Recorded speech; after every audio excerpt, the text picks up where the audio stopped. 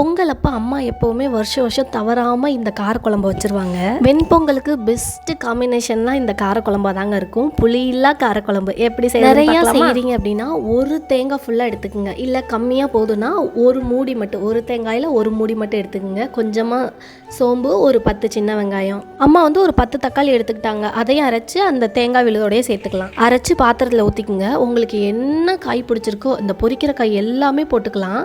கத்திரிக்காய், வாழைக்காய், உருளைக்கிழங்கு, அவரைக்காய், தட்டைப்பயிறு, மொச்சக்கொட்டை என்ன வேணுமோ எல்லாமே போட்டுக்கலாம். சூப்பராக இருக்கும். எல்லாத்தையும் போட்டுட்டு மஞ்சத்தூள் கொஞ்சம், உப்பு போட்டுக்கோங்க. வீட்டில் அரைச்ச குழம்பு மிளகாத்தூள் ஒரு 3 ஸ்பூன் நாங்கள் போட்டுக்கிறோங்க. நீங்கள் காரத்துக்கு ஏற்ற மாதிரி அட்ஜஸ்ட் பண்ணிக்கோங்க. மிளகாத்தூள் போட்டதுக்கப்புறம் நல்லா மிளகாத்தூள் கரையிற வரையில் ஒரு கலக்கிட்டு நல்லா பச்சை வாசனை போகிற வரையில் நல்லா கொதிக்க விடுங்க. கொதிச்ச அப்புறம் இறக்க போகிறப்போ ஒரு சின்ன தாளிப்பு கொடுத்தா போதும்.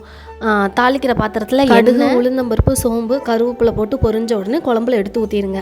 ஃபர்ஸ்ட்லேயே தாளிக்கலாம், ஆனால் கடைசியாக தாளிச்சு கொண்டா நல்லா ஃப்ளேவர் கொடுக்கும். கடைசியாக ஒரு கைப்பிடி நிறைய கொத்தமல்லி போட்டு ஸ்டவ் ஆஃப் பண்ணிவிடுங்க.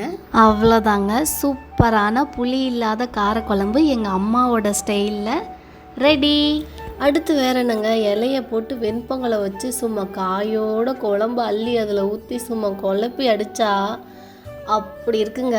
மறக்காமல் ட்ரை பண்ணி பாருங்கள். இந்த வீடியோ உங்களுக்கு பிடிச்சிருந்தா லைக் பண்ணி, ஷேர் பண்ணி, கமெண்ட் பண்ணுங்கள். இதே மாதிரியே நெக்ஸ்ட்டு ஒரு இன்ட்ரெஸ்டிங்கான வீடியோவில் நான் வந்து உங்களை மீட் பண்ணுறேன். பாய்.